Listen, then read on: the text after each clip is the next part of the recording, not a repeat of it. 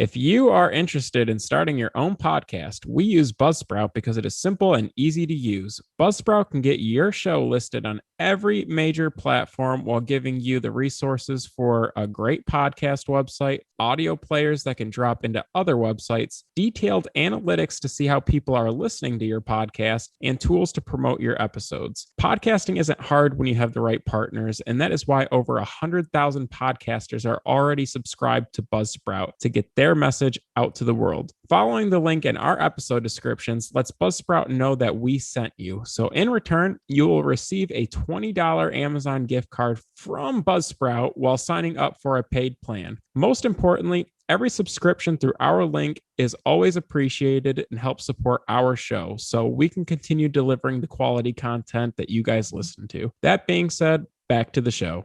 Hello and welcome to Comic Book Junkies. I'm Andrew. And I'm Joe. And this week we're coming at you with Batman R.I.P, our story this week. And we're going to have our topic, Fantasy Draft, Justice League members. So, Joe and I are going to take turns going through the list of classic DC characters, and we're going to pick and choose our favorite characters on, who would be our favorite Justice League, our personal Justice League, and we can't duplicate each other's picks. So that'll be an interesting one to see how that shakes out. So, Joe, Batman R.I.P. So the reason we chose this is we read and reviewed a story about Superman passing, and Batman R.I.P. is in the title, so we thought that might be interesting. It's by Grant Morrison, who's one of my favorite writers in all of comic books, and art by Tony S. Daniels. So the story takes place starting in Batman issue 676. Using the digital reader for this, it was kind of hard to keep track of which issue is what, but basically it spans over like 676 to like early 680s. But I'll start at the beginning of the plot. So Batman is talking to the Joker behind a window so they can both see each other through the window. It appears that Joker is kind of in custody on the other side of that window. He's sitting in a chair in front of a table, laying down playing cards right in front of Batman. They're all red and black and they're eights and aces, and Batman believes that the Joker is trying to tell him something or give him a message that relates to the ultimate joke.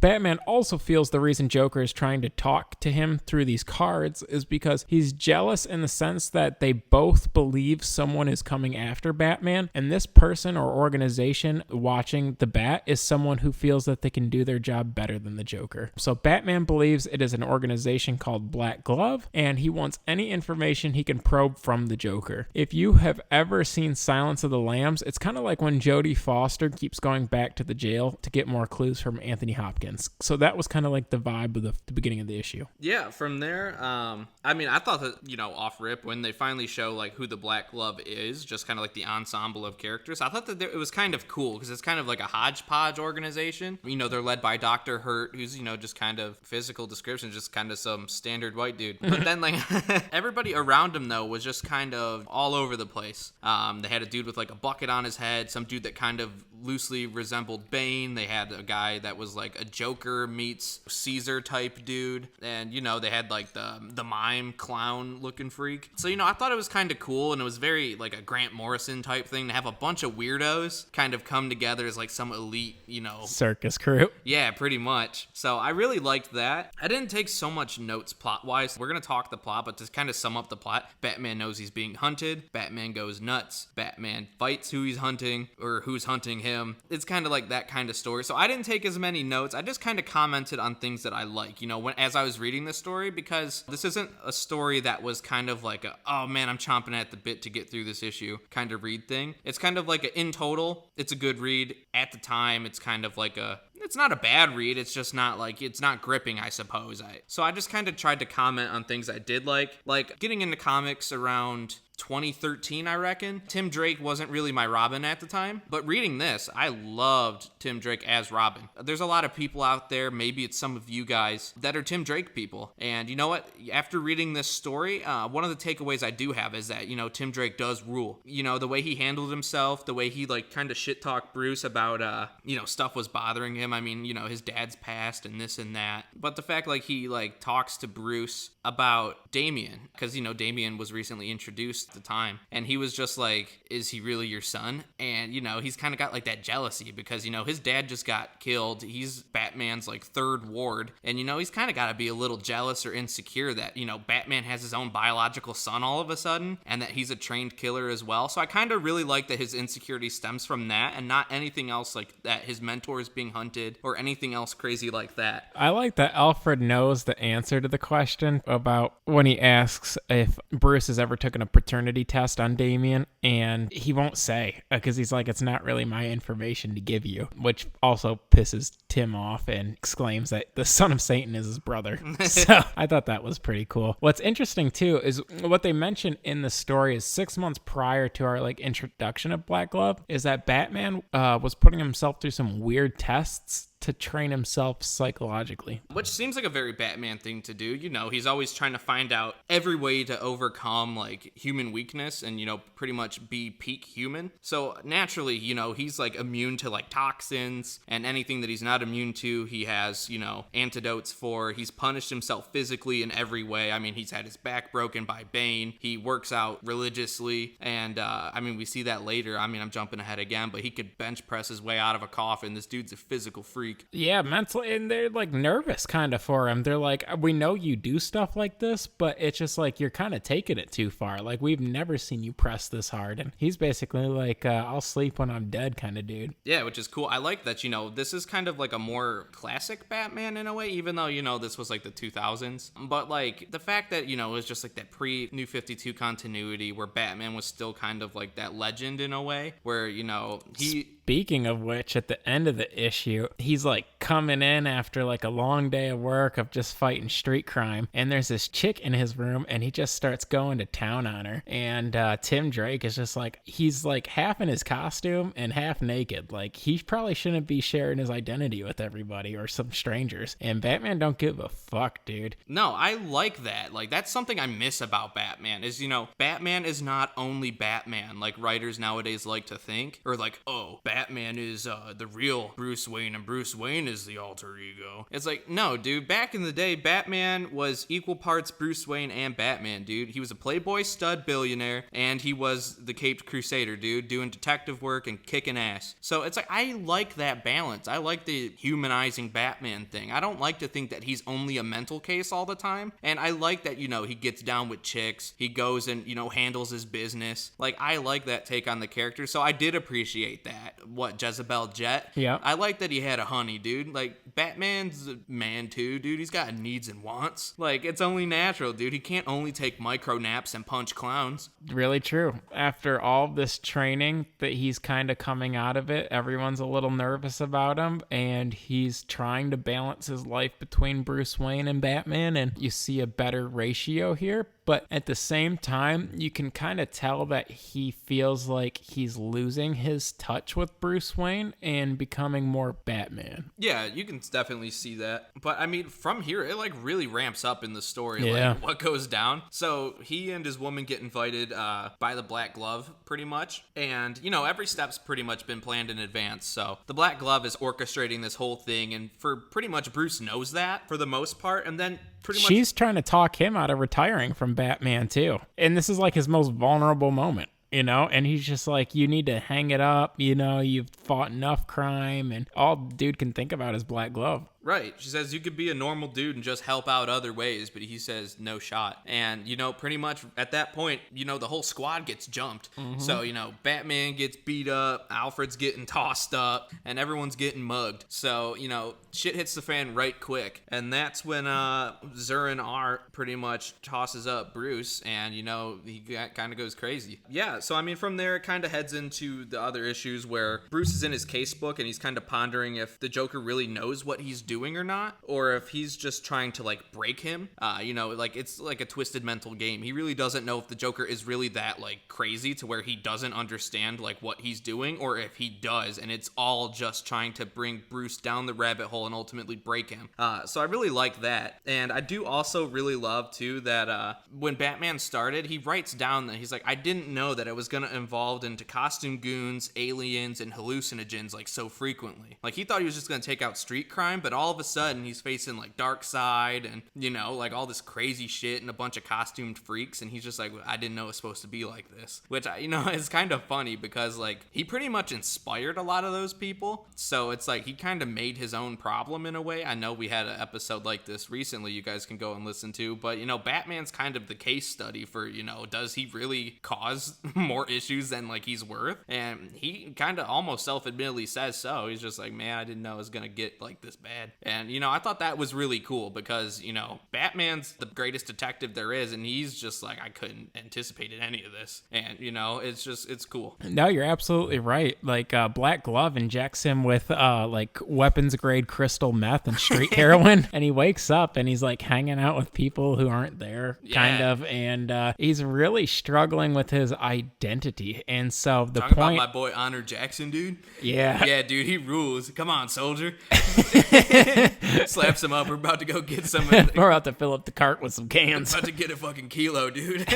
Yeah, dude. We've never really seen Bruce struggle like this, and whether or not he feels like Batman's helping or hurting his life. So they did a pretty good job of messing him up. Like, not only did, you know, what he did to himself was kind of harsh, but like it's important that he did that stuff to him because like if he didn't, I think Black Glove and the Joker kind of might have had an upper hand in this situation. Yeah, no, I agree totally. I really like too that, you know, as it's happening, you may not necessarily know what's going on, but while he's tweaking and, you know, hanging out with the ghost of Honor Jackson, who he finds out is been dead since like that day, so he was not hanging out with this dude at all. That's when like the Batman of Zur-En-Arrh really starts to pop out, and he's got like that flamboyant costume, kind of looks like the Demon but Batman. Yep. So, you know, I think that's like a touch on like a Silver Age thing that went down. Yeah, and I like that Batmite was just like, you probably shouldn't wear those colors because, I mean, you're going to bring more attention to yourself. He's like, bro, I made Robin do this for years and it didn't fucking kill him. So he's just like, I'm about to fuck some people up, dude. That's what I like too, though, is Batmite just showed up out of nowhere. In like a modern Batman story,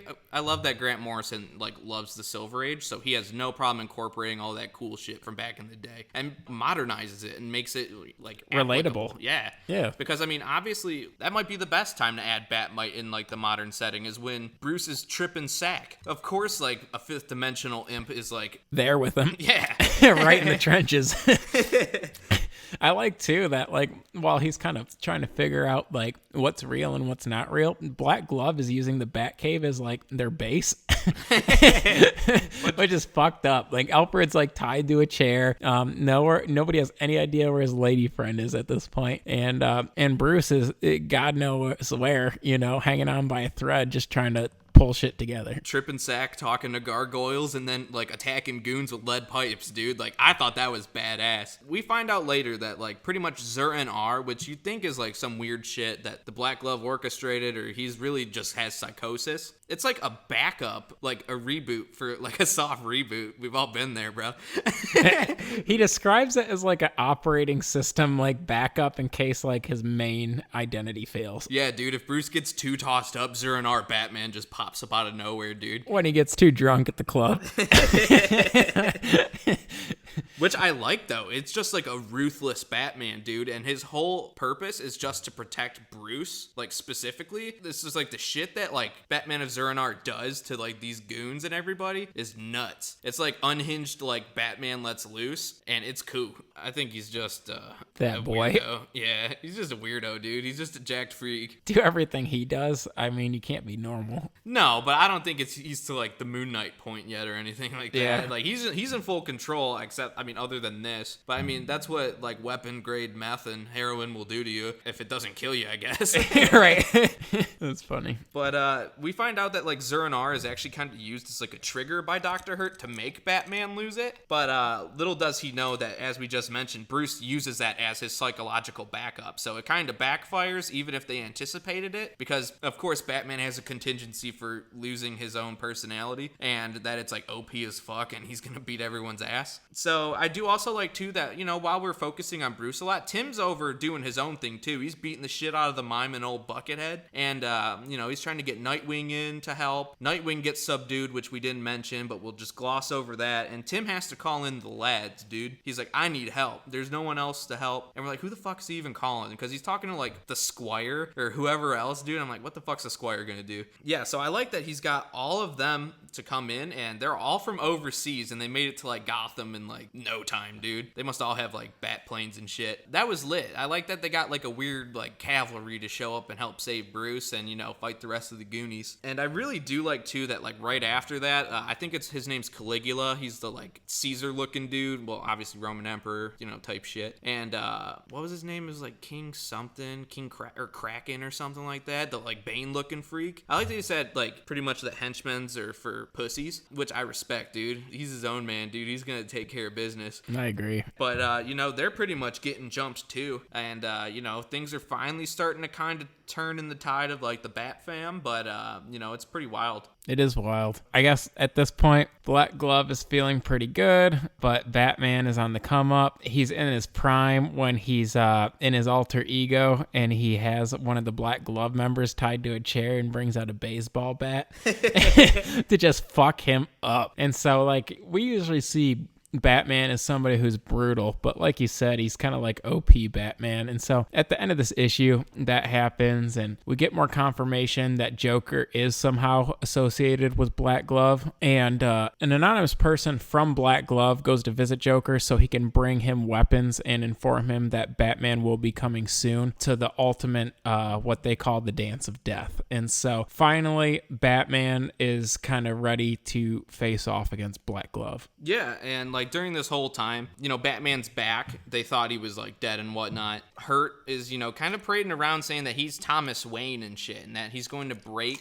Batman at midnight in like every conceivable way, which I thought was weird. Like, why is this dude like, you know, tweaking like that? Obviously he's not Thomas Wayne, but you know, he's kind of dressed in like a Batman type outfit that I believe Bruce's dad wore to something. So it's just like, why is... Yeah, there's a lot of moments where he kind of looks like Bruce too, and I kind of felt like it was just Tim trying to be Thomas so bad that, I don't know, it's psychological and weird, frankly. But the issue following basically starts off with them in the surgery room and Nightwing is strapped to a table. Black Glove is worried that the venom of the Blue Scorpion is about to wear off soon as the Dance of Death is nearing, and the Joker is getting excited.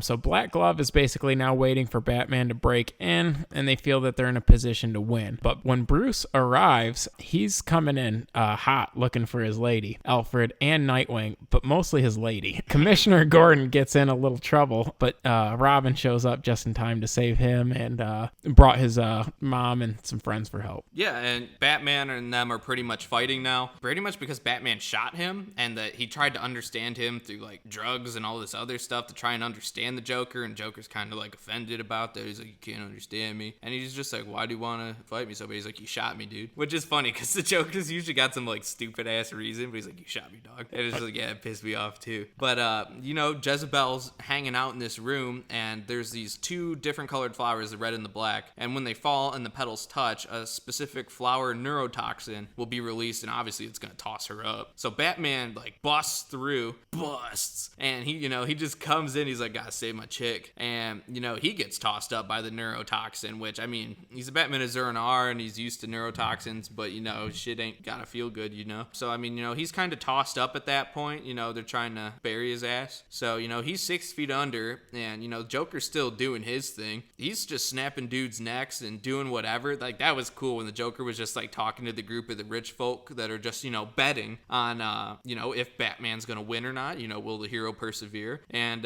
you know, Joker just comes in, starts like monologuing to him, and they're like, what the fuck, what's he doing here? He ain't supposed to be doing this. And then he just snaps a dude's neck, and I was like, you know, that's badass. That's a very Joker thing to do. It is a very Joker thing to do. It's like, who brought this guy to the party? Right. But kind of taking a step back real quick, I really liked the interaction between Joker and Batman, even though like it was just based off of him shooting the Joker. He's like, no amount of drugs, isolation, or breakdowns will ever help you understand me. So he shows him Jezebel behind a window, kind of like in the beginning of the story. And Batman is so obsessed with saving her over everybody else that he breaks through this window. And when he gets poisoned by the petals, the neurotoxins start fucking him up, but not her so much. And as he's kind of like fading out of consciousness and sees the red and black everywhere, we know that she was helping Black Glove the whole time. I know this isn't what happened, but I thought what would have been a cool twist, because everything was red and black, is is that she could have been Harley Quinn. Yeah, that makes sense. Instead of her just kind of being like a random Black Glove character at that point. Yeah, I thought that would have been like the cherry on top. Yeah, but, for what it was fine, but, it wasn't like an emphatic, like, it's like, of course, like, I mean, I wasn't reading, like, the issues surrounding this. I don't know if she was prevalent really prior, I suppose, but in the self-contained story, it's just like, okay. Yeah, she's kind of random. Okay, random side chick, dude. But Can't trust him. Back to what you're saying, Joker's kind of chopping it up with the Black Glove, and they're kind of getting a little nervous because he's being a little weird. Yeah, dude, and he's like, Batman's gonna wake you up and hunt you like the sick dogs you are. And I'm like that, he's kind of so, like, down the middle, like, ambiguous, that he's just like, you know what, I don't like Batman, but I don't really like you guys either. And he's just like, you didn't really do what you needed to do. He's gonna come back and get you, and you know that, right? And they're like, sure, let him try, dude. And, Nightwing does wake up, to your point. He's strapped to the table, and he beats up that hunchback, dude, which was sick. So I'm glad he beat up his ass. And then, there's, like, this flashback to Bruce talking with the poison tea guy. That was pretty cool while he's, like, 6 feet under. Yeah, that was lit. And when he, they're sitting there and they're discussing, whatever's going on, he says, I poisoned your tea. And he's like, while you weren't looking, I switched the cups. And the dude's like... like choking, dying, and Batman's like, yeah, and you can, he's like waving the antidote in front of him. He's like, you could tell your master you shouldn't have waited till I was ready. And I was just like, that's hard as fuck, because, I wouldn't let Batman get ready if I was gonna try and fuck with him, dude. Then, I thought that was really cool. All the meanwhile, he's 6 feet under. He's talking about, like, it literally burns to breathe. He's like, it hurts to breathe. I need to, like, get out of here. Everything hurts. And he's like, I don't know. Like, it doesn't ever get easy, but I can bench press 600 pounds of dirt and, like, shit like that. I was like, whoa, Batman's crazy. And it was cool, dude, because he is just human. Yeah. But he can do these super, like, human things pretty much. Exactly. Black Glove is waiting for Bruce to, like, be paralyzed under 6 feet of dirt and buried alive and permanent brain damage kicking in. And meanwhile, he bench presses the dirt above him and gets out of ground somehow. Like, bro, there's nothing you could do to Bruce that would kill him. No. And I like that Bruce is also, like, petty as fuck once he does get out, because he starts talking shit to Jezebel, dude, and he says the only thing that she values is this letter from her mom that she got while her mom was on death row. And he's talking shit to her while they're, like, fighting, and he says he snatched it and that she can't have it. Yeah. He's so cool, dude. And then he's just like, I thought you loved me. And he's just like, yeah, well, Alfred taught me how to be a good actor, you dumb bitch. He's got no love for hoes. No, he doesn't, dude.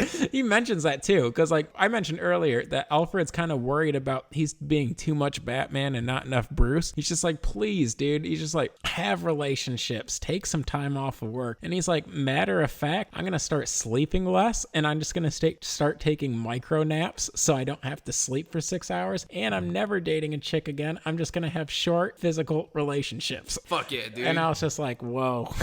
I'm like, Bruce is so cool. Based. He's got a good head on his shoulders, dude. Kind of.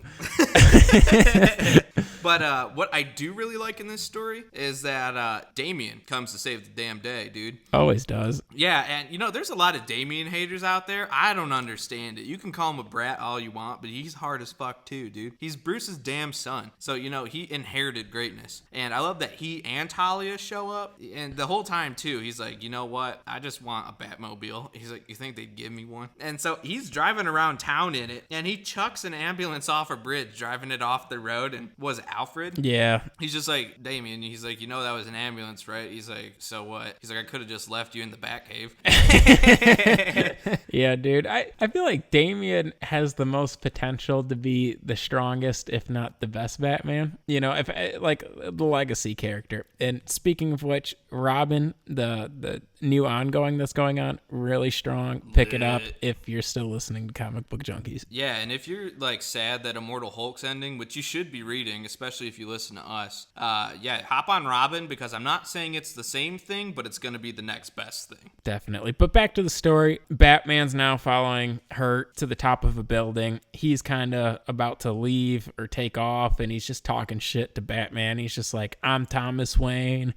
Just some some lunatic talk, right? And Batman's not having it, so he jumps on the rail of the helicopter and brings that shit down. Yeah, dude, I like that Hurt's up there and he's like, bro, if you don't get off my helicopter, I already sent stuff to the media saying that Alfred and your parents, that they all do drugs and they went to Epstein's Island. And Bruce is like, suck my ass, bro. And he punches through the helicopter and takes that shit down. And he's just presumed dead, dude. He's just sitting in Gotham Harbor, dude. I thought that was hard as fuck. He's just like, I don't give a shit what you said. He says, I'm gonna kick your ass.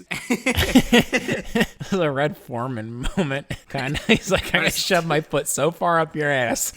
Damn. Well, I mean, yeah, and I just thought that was really cool kind of fit. I mean, we obviously didn't read the issues that accompany this like afterwards to see kind of where this picks up. By the way, it's a digital reader as usual, and there's some issues that follow that are kind of related but not really a part of the story arc, it feels like. And so we read it, but it doesn't really aid to the story that we're talking about right now. So I think that would be a good place to finish the story. To cap it. Yeah, I think it was a good story, like all in all. Like when you're reading it, it's not the most gripping like page turning type thing. I mean, especially if you're already familiar with Batman, it kind of sets itself up like in a way you can kind of see coming. I mean, other than the Zur-En-Arrh kind of couple issues. But all in all, it's a good story. I mean, I haven't really read anything that Grant Morrison's written that was like poor. So I really like Grant Morrison's writing. Tony S. Daniel did a solid job. Let's get into ratings. So I don't dislike anything Morrison has ever put out as far as writing goes, and this isn't an exception to that. So I really did like the writing for this story. All the characters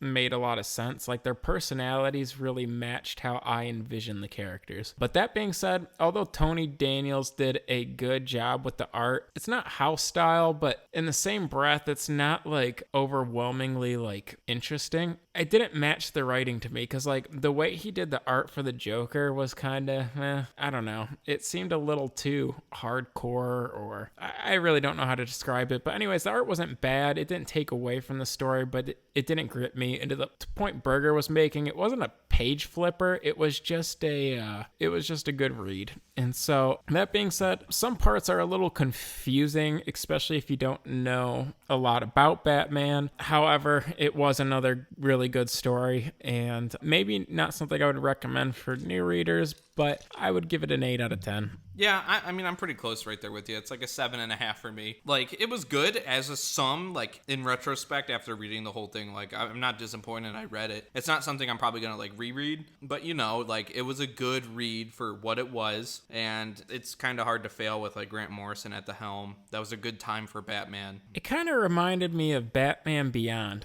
You think so? A little bit. I mean, but with Bruce Wayne being at the helm. Yeah, I mean, in a way. I mean, it's just kind of like another, like, a cabal of mysterious people who want to kill me type deal.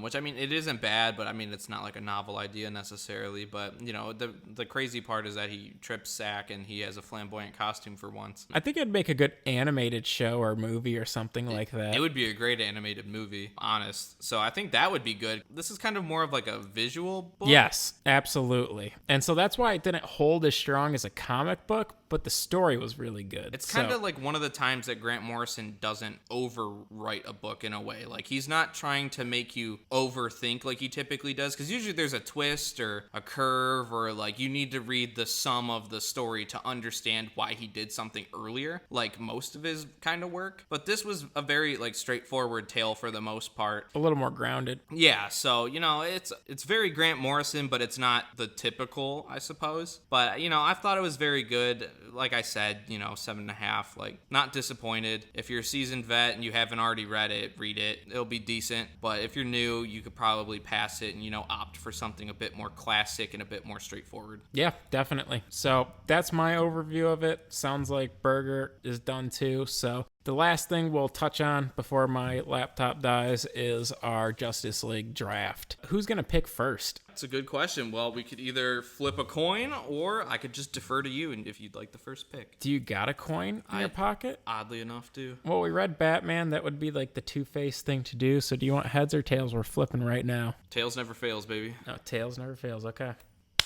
It's tails. Right on. Okay, so Burger gets first pick of the Justice League draft. Here we go. We both get 7 characters. This is going to be our Justice League. Burger with the first pick. 30 seconds on the clock. All right, with the first overall pick for Burger's Fantasy Justice League, I'm going to take Batman. We just read Batman. I think that, he is the tactical genius of the team. I think he is human. He is the most vulnerable, and if he has to fight Darkseid, he could get crumpled up real quick. But you know what?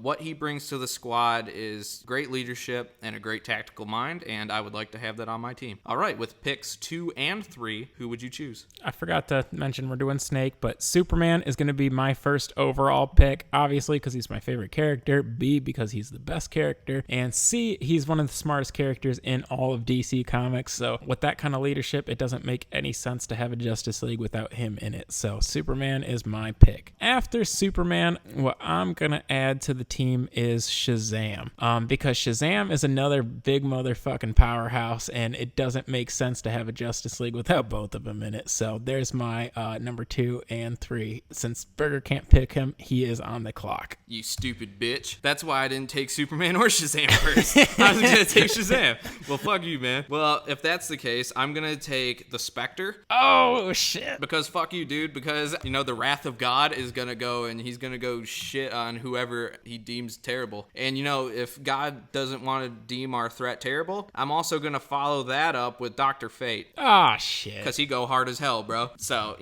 get the hell out of here after fucking jacking my dude. Okay, so back-to-back picks. Okay, so I'm going to go with the Flash just because nobody's fucking faster and he can create a whole fucking multiverse. Which one? Let's go Wally West. Oh, you're pussy. Okay, so that is off my list. Number 2, let's see over here. I am going to pick Martian Manhunter. Cool dude, definitely slept on. Still one of the strongest DC characters in comics and kind of like a voice of reason. So I'm going to go with Martian Manhunter for my 4th overall pick. Back to you for your 4th and 5th pick, Burger. 4th and 5th, I'm going to go with Wonder Woman because she's beefy and strong, and I don't have really many of them left on the board. And I'm going to take Mary Marvel because he took Shazam like a backstabbing dick. So I'm going to take his sister, who's pretty comparable in strength. Okay, dude. Well, for my 5th pick then, since you picked Wonder Woman, I'm going to pick Zatanna. We'll get a chick in the squad. Best at magic. And since I have Superman, which his only weaknesses are kryptonite and magic, I'm going to throw Zatanna in there. And since we're going with somebody from the Justice League Dark, I'll also throw in Swamp Thing just because he's cool. He's got one of the best runs in comics and he makes up like all of fucking Earth that's not the fucking ocean. So back to you for your final pick. 2. Yeah, for your final 2. All right, so because I'd need a powerhouse that's not crazy like the Spectre, I'm gonna go with John Stewart, Green Lantern, because not only is he a bit more bold, more smart, more tactical, but he's one of the stronger Green Lanterns in my opinion. And to wrap it up, maybe my biggest powerhouse on the team other than Wonder Woman, I'm gonna go with Lobo. He's more of an anti-hero, but you know what? He's coming with the squad anyways. Damn near impossible to kill, and he can damn near fight Superman one-on-one. So, I'll take my chances. I think that's a solid league, dude. My last pick would be Hawkman. I would flirt with the idea of doing a lantern like you, but you probably took my favorite lantern. So because Hawkman kind of serves as like a space cop, I'm going to pick Hawkman as my very last pick. Good choice. I really like your league, or I kind of came up with the assignment, but also misunderstood it at the same time. So I didn't get off to the start that I wanted. And you just started snatching up all my homies on me. But that's fine. So that's how fantasy works. Yeah, I guess so. But you thought we was boys. yeah, I thought. Guess not, bro. Weird. You won't catch us next time. Alrighty. This is it, bro. CBJ's done, bitch. All right. But after we're done being done, next episode, we're going to deliver Infinite Crisis. Mm-hmm. It's going to be a good one. Jeff Johns, you can't go wrong with that. And, it's going to be kind of one of them full circle stories that'll kind of tie into our Crisis episode, which if you haven't heard, you can go back and listen to. And our full catalog anywhere you listen to podcasts. All right. Well, that's everything I have. Same here. Thank you guys. All right, guys. Appreciate it. And as usual, all of our social media plugs. So if you have any questions, just let us know. And otherwise, we'll see you next time. Later.